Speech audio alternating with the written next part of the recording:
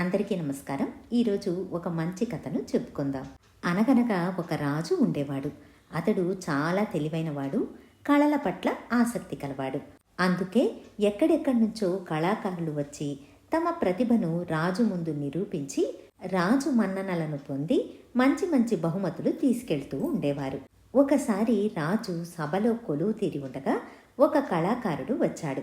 అతడి చేతిలో 3 ఒకే రకమైన బొమ్మలు ఉన్నాయి. ఆ కళాకారుడు రాజును ఉద్దేశించి, ప్రభు, ఈ 3 బొమ్మలు నేను తయారు చేసినది, కానీ ఈ 3 బొమ్మలకు తేడా ఉంది. అదేంటో మీరు గుర్తించి ఆ బొమ్మల యొక్క గుణాలను తెలుపగలరా అని అడుగుతాడు. రాజు ఎంతో ఆసక్తుడై మంత్రి ద్వారా ఆ బొమ్మను తన చేతికి తీసుకుంటాడు. బొమ్మలను చూస్తున్న రాజుకు ఆశ్చర్యం వేస్తుంది. ఎందుకంటే 3 ఒక్కలాగే ఉన్నాయి. పరిమాణంలో కానీ బరువులో కానీ ఎటువంటి తేడా కనిపించలేదు. చూడడానికి కూడా ఒకే రకంగా చెక్కబడి ఉంది. మొదట్లో రాజు ఆ బొమ్మల మధ్య ఉన్న తేడాను గుర్తించలేకపోయాడు. తరువాత జాగ్రత్తగా గమనించసాగాడు.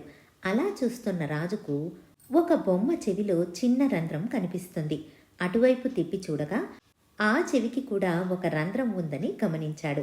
ఒక సూది తెప్పించుకుని ఆ సూదిని ఈ చెవిలో వేసి అటువైపు తిప్పాడు. వెంటనే ఈ సూది అటువైపు చెవిలో నుంచి సునాయాసంగా వచ్చేసింది. మళ్ళీ రెండవ బొమ్మను చూశాడు.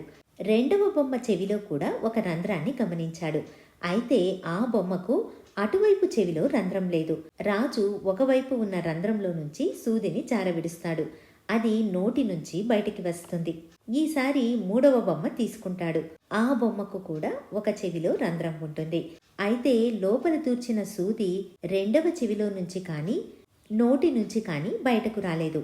అంటే ఆ బొమ్మకు ఒక్క చెవికి మాత్రమే రంధ్రం ఉంది. ఇలా 3 బొమ్మల మధ్య ఉన్న వ్యత్యాసాన్ని కనుక్కున్న రాజు ఆ బొమ్మలు తయారు చేసిన వాడికేసి చూసి, నువ్వు చాలా తెలివైన వాడివి అని మెచ్చుకుని ఎంతో ఆసక్తికరంగా చూస్తున్న సభ వైపు చూశాడు. అటుపై, ఇప్పుడు నేను ఈ 3 బొమ్మల మధ్యలో ఉన్న గుణాలను చెబుతాను అంటూ ప్రారంభించాడు. 2 చెవులకు రంధ్రాలు ఉన్న మొదటి బొమ్మ మనకు చెడ్డ వ్యక్తి లేదా చెడ్డ స్నేహితులను సూచించే బొమ్మ.